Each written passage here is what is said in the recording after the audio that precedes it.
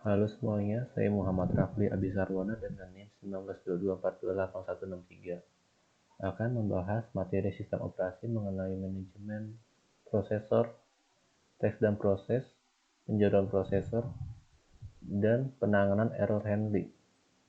Yang pertama ada manajemen prosesor, kerja prosesor, dimulai dari pekerjaan yang ingin dikerjakan, lalu ada user, kemudian komputer plus program yang mengolah atau tata olahnya tersebut.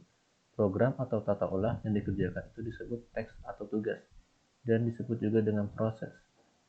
Pelaksanaan teks dan proses terjadi di prosesor. Teks dan proses, tugas atau proses berasal dari bagian program. Jenis tugas atau proses bergantung kepada jenis program, yaitu tugas atau proses sistem berasal dari program sistem. Mereka datang dari sistem bahasa, sistem utilities, dan sistem operasi. Tugas atau proses aplikasi, yaitu berasal dari aplikasi. Penjadwalan prosesor, penjadwalan atau schedule. Proses pergantian penggunaan sumber daya antara prosesor dan periferal. Diagramnya seperti ada pada gambar di bawah tersebut. Yang pertama ada prosesor menuju periferal, lalu prosesor lagi dan periferal. Itu akan diulang tersebut sesuai jadwal yang telah ditentukan. Status proses menurut Tanebau. Running, pada saat menggunakan CPU pada suatu waktu. Ready, proses diberhentikan sementara karena menunggu proses lain untuk dieksekusi. Lock, tidak dijalankan sampai event dari luar yang berhubungan dengan proses tersebut terjadi. Penjadwalan atau schedule.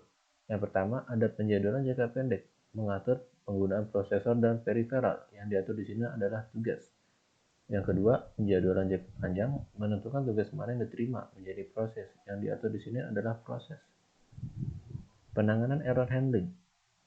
Jika terjadi interupsi, maka kendali prosesor diserahkan ke bagian interrupt handler pada sistem operasi. Interrupt handler melaksanakan beberapa hal, di antaranya yang pertama ada memeriksa apakah instruksi yang sedang diolah prosesor sudah selesai atau belum.